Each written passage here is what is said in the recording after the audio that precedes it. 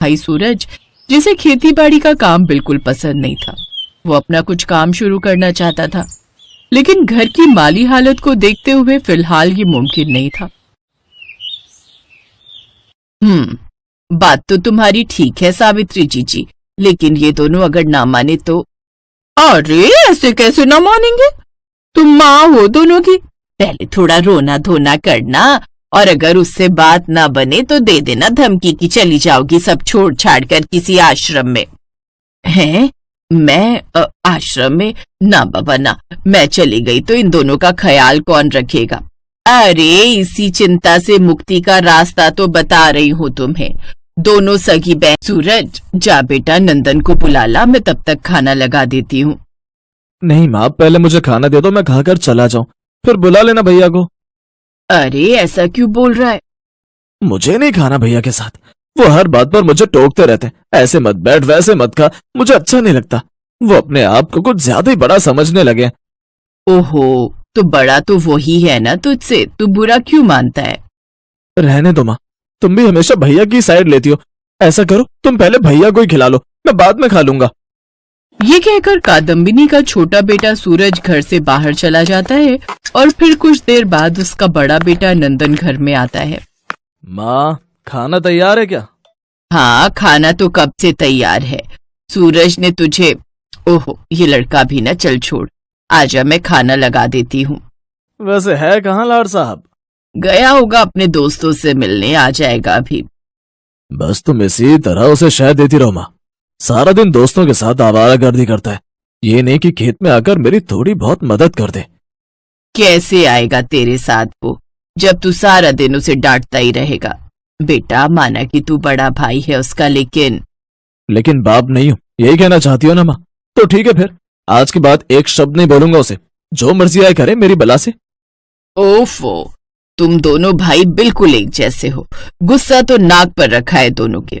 मैं तो बस ये कह रही हूँ कि तुम दोनों भाइयों को मिलजुल कर रहना चाहिए, उसी में सबकी भलाई है। वो तो इस जन्म में होने से रहा माँ। ये कहकर नंदन भी घर से चला गया और कादम्बिनी ने अपना सिर पकड़ लिया।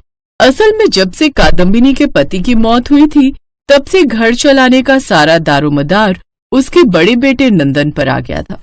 अपने पिता के खेत में जी तोड़ मेहनत करके वो किसी तरह घर खर्च चला रहा था। दूसरी तरफ उसका छोटा भाई है, आपस में हमेशा मिलजुल कर रहेंगी। बस अब तुम देर ना करो, एक ही मंडप में कर दो दोनों का ब्याह और सौंप दो अपने दोनों बेटे अपनी बहुओं को। नंदन और सूरज के लिए सगी बहनों का रिश्ता आया था, गीता और नीता, जिनमें गीता बड़ी थी और नीता छोटी। कादम्बिनी ने किसी तरह अपने दोनों बेटों को शादी के लिए राजी कर लिया और अपने घर में सुख शांति के सपने देखने लगी। चुप कर तू, मुझे अच्छे से याद है माँ ने ये वाली साड़ी मेरे लिए खरीदी थी और वो गुलाबी वाली तेरे लिए। हा, तुम कुछ भी कहोगी और मैं मान लूंगी? ऐसा तो नहीं हो पाएगा दीदी, ये भारी वाली साड़ी मेरी है, तुम रखो वो हल्की वाली। और हाँ, वो कानों के झुमके जो तुमने कल पहने थे वो भी लाकर दे दो मुझे। तुम्हारा क्या भरोसा, क्या पता उन्हें भी हथिया लो मुझसे। ओहो, क्या कर रही हो तुम दोनों? सगी बहनें हो तो तुम्हारे बीच तो तेरा मेरा होना ही नहीं चाहिए। चलो अब ये सब छोड़ो और जाकर घर के काम संभालो।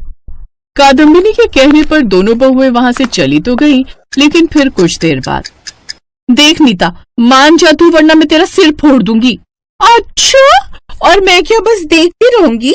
इस कलचुली से तुम्हारी नाक तोड़ दूंगी मैं। हाँ, अरे चुप करो दोनों, तुम दोनों मेरी चिंता छोड़ो और अपनी अपनी गृहस्थी संभालो। मेरा जब जिसके साथ रहने को मन करेगा मैं उसी के साथ रह लूंगी। चलो अब जाओ यहाँ से। लाख कोशिश करके भी कादम्बिनी अपने टूटते घर को नहीं बचा सकी और इस बात का उसे बहुत दुख था। दुख इस बात का भी था कि दो जवान बेटे होने के बाद भी कादम्बिनी की माली हालत गांव में सबसे कमजोर थी। नंदन का सिर्फ खेती से और सूरज का सिर्फ दूध बेचकर गुजारा बड़ी मुश्किल से चल रहा था। फिर एक दिन, क्या हुआ नंदन, किसका फोन था? शहर से मामा जी का फोन था माँ, वो कल आ रहे हैं। पर ऐसे अचानक? अमर। अरे क्या कर रही हो? छोड़ो ये सब, मुझे बताओ अब क्या हो गया। देखिए ना माँ जी, मैं अच्छा भला यहाँ आंगन में झाड़ू लगा रही थी, ये महारानी आई और इतना सारा कूड़ा डाल गई यहाँ। अब बताइए कौन साफ करेगा इसे? वही जिसका काम है झाड़ू लगाना। मैं भी तो रसोई में सबके लिए खाना बना रही हूँ, मैं तो कोई नखरे नहीं कर रही। इन्हें जरा से काम में आफत आ गई। देख रही है माँ जी कैसे कैंची के जैसे जुबान चला रही है। मेरा ना सही पर आपका तो लिहाज करना चाहिए। देख भी रही हूँ और सब समझ भी रही हूँ। हे भगवान, मेरे दोनों बेटे कम थे क्या जो इन दोनों को भी भेज दिया मेरे घर। घर कहाँ, कुरुक्षेत्र का मैदान बन गया है ये तो अब। लेकिन अब बस, अब मैं और बर्दाश्त नहीं कर सकती। और आखिरकार सबकी बेहतरी के लिए कादम्बिनी ने अपने घर का बंटवारा कर दिया। नंदन ने खेती को चुना तो वहीं सूरज ने घर की पालतू गाय को रख लिया, जिसके दूध को बेचकर वो अपना और नीता का गुजारा कर सकता था। लेकिन एक मसला अब भी बाकी था, जिसे लेकर दोनों भाइयों में बहस छिड़ने वाली थी। माँ, तुम मेरे साथ रहोगी? नहीं माँ, मैं तुम्हें रखूंगा। इनसे कह दो इनकी दादागिरी और नहीं चलेगी। उनका रिश्ता तय हो गया, अगले महीने की शादी है तो उसी का न्योता देने आ रहे हैं शायद। अच्छा, तो अकेले आ रहे हैं या फिर? मामा मामी दोनों आएंगे, बोल तो यही रहे थे। अरे अरे, तू कोई बहाना बना देता ना। मामा तो ठीक है पर तेरी मामी, बाप रे बाप, उसने अगर देख लिया ना इन देवरानी जेठानी का झगड़ा तो बस हो गया। फिर तो पूरी रिश्तेदारी में गा देगी वो, और ऊपर से खातिरदारी करनी पड़ेगी सो अलग। अब जो भी है माँ, निभाना तो पड़ेगा ही। मामा मामी कितने सालों के बाद आ रहे हैं। कादम्बिनी को बहुत डर लग रहा था, क्योंकि वो किसी भी हाल में अपनी भाभी के सामने अपने परिवार का मजाक नहीं बनवाना चाहती थी। तो उसने बहुत सोच समझकर अपनी दोनों बहुओं को बुलाया और फिर उनसे कहा, बस एक दिन के लिए किसी तरह गुजारा कर लो। कल शहर से भैया भाभी आ रहे हैं। मैं नहीं चाहती कि इस घर के बंटवारे की बात उन्हें पता चले। कादम्बिनी के कहने पर गीता और नीता एक दिन के लिए साथ रहने को मान तो गई, लेकिन अब मसला ये था कि मेहमानों के लिए खाने में बनाया क्या जाए। दाल मखनी, हाँ वही बनाते हैं।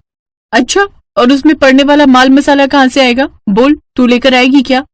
मैं कहाँ से लाऊंगी? मेरे पास तो बस एक बाल्टी दूध रखा और कुछ भी नहीं। और मेरे पास ढेर सारी पालक जो अभी अभी खेत से तोड़कर लाई हूँ।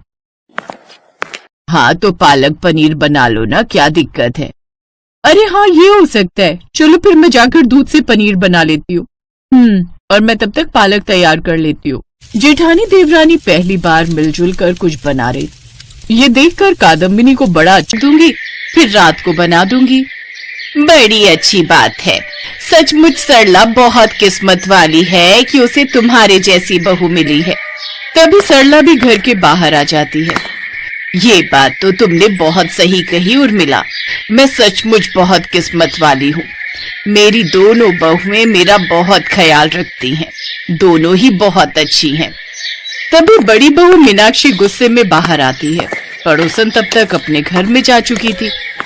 मुझे पता है, अच्छा लग रहा था। फिर गीता के खेत की ताजी पालक और नीता के घर से आए ताजे पनीर ने वो कर दिखाया जिसकी उम्मीद किसी को नहीं थी। भाई वाह, मजा ही आ गया बहना। सबसे पहले मुझे ये बताओ कि ये पालक पनीर किसने बनाया है, जेठानी ने कि देवरानी ने? दोनों ने मिलकर बनाया है। आपको पसंद आया भैया? जी, वैसे अगर हलवाई घर में ही है तो फिर किसी और की क्या जरूरत?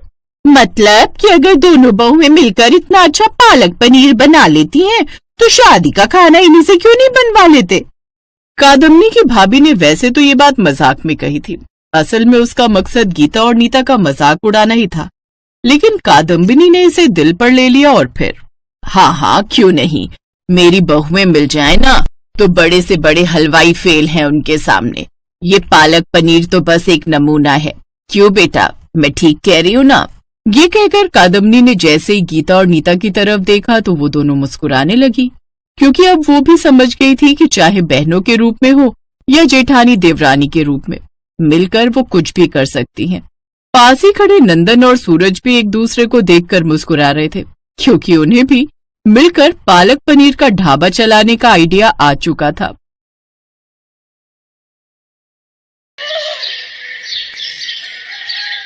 सरला देवी की दो बहुएं, बड़ी बहू मीनाक्षी और छोटी बहू ममता।